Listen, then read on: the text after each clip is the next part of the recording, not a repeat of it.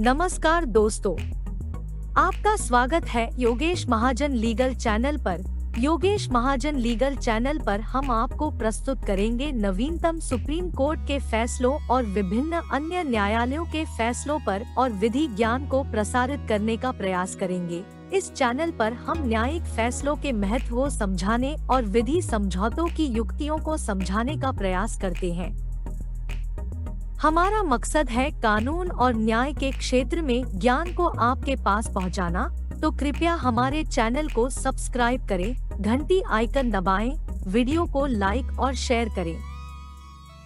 दोस्तों, माननीय supreme court का 4 जून 2024 का एक ऑर्डर आया है और ऑर्डर के कंटेंट्स देखने के बाद ऐसा लगता है कि माननीय सुप्रीम कोर्ट ने जो पिटिशनर हैं जो कि उप मुख्यमंत्री थे दिल्ली के, उनको कोई राहत नहीं दिया है, लेकिन कुछ डायरेक्शंस भी इसमें इस ऑर्डर में दिए गए हैं। तो आइए हम इसके कंटेंट्स को देखते हैं और समझने की कोशिश करते हैं माननीय सुप्रीम कोर्ट ने क्या ऑर्डर दिया और ऑर्डर में क्या लिखवाया। 4 जून 2024 का था ये ऑर्डर। तो देखिए, स्पेशल लीव पिटीशन थी जिसमें जो केस था वो था special leave petition criminal number 7795 और 2024। ये एक ऑर्डर शीट है, रिकॉर्ड ऑफ प्रोसीडिंग्स है और कोई ये जजमेंट नहीं है बल्कि एक ऑर्डर है। और ये एक वेकेशन बेंच थी, उनके समक्ष ये ऑर्डर रखा गया था। मीन्स उन्होंने ये ऑर्डर है वो डिस्पोज किया है बाय अपने ऑर्डर। मीन्स माननीय सुप्रीम कोर्ट के जो वेकेशन बेंच है उन्होंने अपना इस पिटीशन को डिस्पोज किया अपने ऑर्डर के साथ। और यहाँ पर ये माननीय जो सुप्रीम कोर्ट के समक्ष यहाँ पर पिटीशनर ने दिल्ली हाई कोर्ट के ऑर्डर को चुनौती दी थी, जिसमें उनकी जो याचिका थी बेल की वो खारिज कर दी थी। तो अभी इसके रिकॉर्ड ऑफ प्रोसीडिंग्स को देखते हैं हम। तो देखिए, ये एक इंटरलोकेटरी एप्लीकेशंस भी फाइल की गई थी इसमें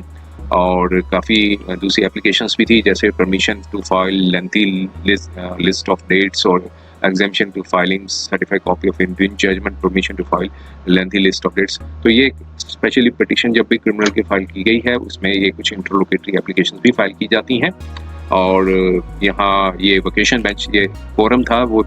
ये दर्शाता है कि ये एक वेकेशन बेंच थी और यहाँ पर पिटीशनर की साइड से जो है एक सीनियर एडवोकेट ऑन रिकॉर्ड्स और कुछ एडवोकेट्स भी अपेयर हुए थे और जो रिस्पोंडेंट है उनकी साइड से सॉलिसिटर जनरल है और जो पैनल के जो एडवोकेट्स हैं वो अपेयर हुए थे। अब काउंसिल सुनने के बाद कोर्ट ने अपना जो निर्णय था वो सुनाया। वो ऑर्डर है और ऑर्डर ये बताता है कि 2 पिटीशंस थी, मीन्स माननीय सुप्रीम कोर्ट के समक्ष 2 पिटीशंस थी वो फाइल की गई थी, जिसमें जो पिटीशनर है उन्होंने दिल्ली हाई कोर्ट का जो ऑर्डर था 21 जून 2024 का वो चैलेंज किया था। जो हाई कोर्ट ऑफ दिल्ली ने जो ऑर्डर था वो पास किया था बेल एप्लीकेशन में, उस ऑर्डर को चैलेंज किया था। बेल एप्लीकेशन का नंबर 100 था 2024 का। और ये बताता है कि जो पिटीशनर जो है इस कोर्ट में पहले भी आए थे, इस अर्लियर ओकेजन में भी आए थे for the grant of the relief now short for the present petition. जो रिलीफ इन्होंने इस पिटीशन में मांगी है पहले भी उन्होंने जो है वो प्लीड की थी, मींस प्रेयर मांगी थी, तो जिसकी वजह से जो पिटीशन है वो डिसमिस की जाती है with the same of the following observation. तो उसकी वजह से जो पिटीशन थी वो खारिज कर दी गई थी और ऑब्जर्वेशन उस पिटीशन में क्या दिए गए थे वो कोर्ट ने यहाँ पर रिप्रोड्यूस किए हैं। पैरा नंबर 29 का जो कंटेंट्स हैं वो रिप्रोड्यूस किया है, जो पहले भी इन्होंने एक पिटीशन थी वो फाइल की थी माननीय सुप्रीम कोर्ट में। तो वो पिटीशन के जो कंटेंट्स थे वो ये बताए गए हैं कि जो अश्योरेंस दी गई थी at the bar on the behalf of the prosecution ने एक अश्योरेंस दी थी कि वो जो ट्रायल है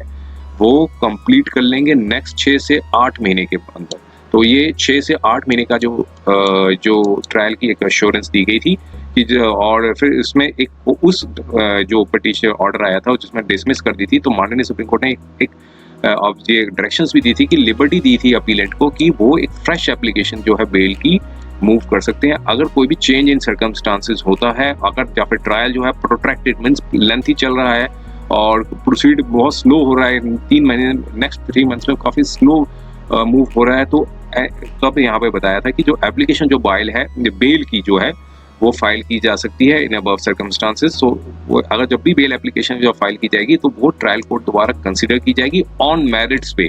बिना किसी इन्फ्लुएंस किए बिना कि जो बेल एप्लीकेशन है वो खारिज कर दी गई थी। तो उस ऑर्डर से इन्फ्लुएंस भी किए बिना जो ट्रायल कोर्ट है वो अपने मेरिट्स पे वो डिस्पोज कर सकती है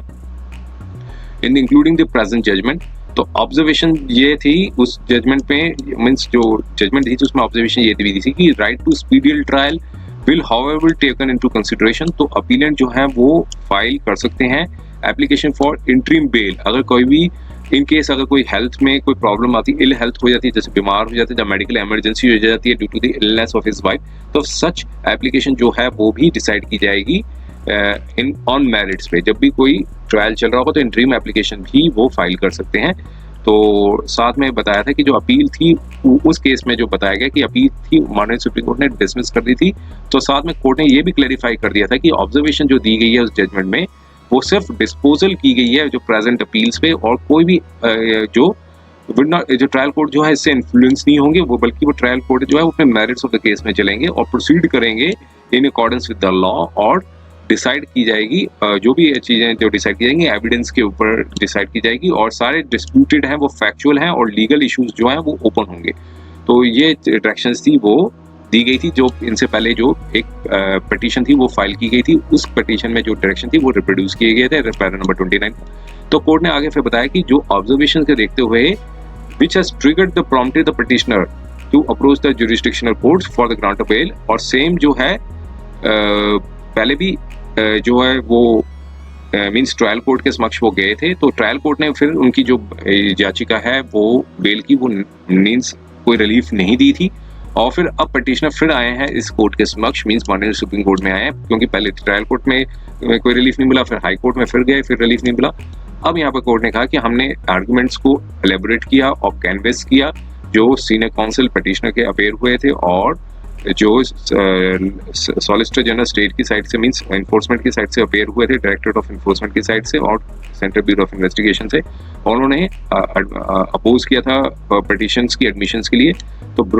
एलेबोरेशंस करने के बाद कोर्ट ने कहा कि हम कोई आर्गुमेंट्स के ऊपर नहीं जाते हैं, और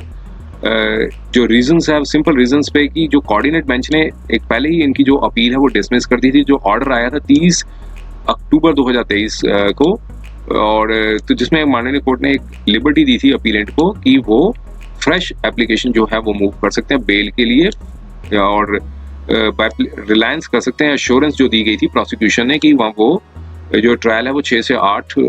मंथ्स के अंदर कंप्लीट कर लेंगे। तो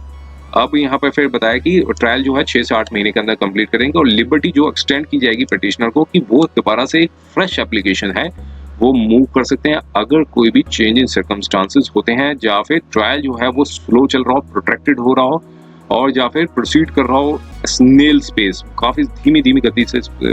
स्लो गति से चल रहा हो अगले 3 महीने में। तो ये भी ऑब्जर्व किया गया था कि अगर कोई भी एप्लीकेशन फाइल की जाती है अबव अफोर्सेड सर्कमस्टांसेस पे, तो वो ट्रायल कोर्ट कंसिडर करेगी मेरिट्स पे बिना इन्फ्लुएंस किए हुए, बिना कि जो उनकी जो बेल एप्लीकेशन है पहले खारिज हो चुकी है, और including the judgement of this court. तो अब यहाँ पर सॉलिसिटर जनरल ने ये इंस्ट्रक्शंस मींस उनको इंस्ट्रक्शंस ली थी इन्वेस्टिगेशन से, और उन्होंने कंक्लूड किया कि जो कंप्लेंट और चार्जशीट है वो फाइल कर दी जाएगी एक्सपीडिशियसली, काफ़ी तेज़ी से, ऑन और बिफोर 3 जुलाई 2024 से पहले और इमीडिएटली देयर आफ्टर, या फिर उसके 3 जुलाई 2024 के इमीडिएटली देयर आफ्टर। और ट्रायल कोर्ट जो है वो अपनी लिबर्टी के साथ मींस अपनी जुरिस्डिक्शन के साथ वो ट्रायल जो है वो प्रोसीड कर सकता है। अब ये कहा कोर्ट ने, फिर सॉलिसिटर जनरल ने ये भी कहा कि जो सबमिशंस ये भी दी है कि जो 6 से 8 महीने का जो कोर्ट ने जो समय फिक्स किया था, जैसे जो पिछले जज ऑर्डर में बताया था 30 अक्टूबर 2023 का, तो वो कोर्ट ने कहा कि वो जब वो चार्जशीट फाइल करेंगे तो वो पीरियड जो है वो समाप्त नहीं हुआ होगा, बल्कि 6 से 8 महीने के अंदर ही वो चार्जशीट वो उन्होंने फाइल कर दी गई होगी। तो साथ में कोर्ट ने कहा कि इट विल मीन सबमिशन ये दी कि it will be suffice to dispose this petition with liberty to the petitioner, कि वो अपनी जो प्रेयर को रिवाइव कर सकते हैं जब भी वो कंप्लेंट या चार्जशीट जो है वो फाइल कर दी जाएगी, जो लर्नर सॉलिसिटर जनरल ने एश्योर्ड किया था। और नीडलेस टू स्टेट कि अगर कोई एप्लीकेशन जब फाइल की जाएगी इस दौरान, तो वो भी कंसिडर की जाएगी मेरिट्स पे, जो कि ऐसे ही पहले कोर्ट ने अपनी ऑब्जर्वेशन में बता दिया था पैरा नंबर 29 में, और कंटेंशन दोनों पार्टीज के ओपन रहेंगे। तो इसलिए इसी मध्य में जो ऑब्जर्वेशंस के साथ जो कोर्ट ने दोनों पिटीशंस थी डिस्पोज कर दी, और साथ जितनी भी जो एप्लीकेशंस थी कंसाइंड टू द रिकॉर्ड में कंसाइंड कर दी। तो ये ऑर्डर आया था 4 जून 2024 को माननीय सुप्रीम कोर्ट ने इसका जो है जो स्पेशली पिटीशंस थी उन पर ये अपना निर्णय सुनाए। उम्मीद है कि यह वीडियो आपको पसंद आया होगा। अगर आपने अभी तक हमारे चैनल को सब्सक्राइब नहीं किया है तो कृपया इसे सब्सक्राइब कर ले और बेल आइकन दबाकर नोटिफिकेशन प्राप्त करें ताकि आप हमारे नए वीडियो से अपडेट रह सकें। अगर आपको यह वीडियो पसंद आया हो तो कृपया लाइक करें और अपने दोस्तों के साथ शेयर करें। हमारे चैनल पर आपको न्यायिक मुद्दों, कानूनी सलाह और कानूनी अपडेट्स के बारे में नवाचारिक और महत्वपूर्ण जानकारी मिलेगी। हमारे साथ बने रहें, क्योंकि योगेश महाजन लीगल आपके कानूनी सवालों का सहायक है।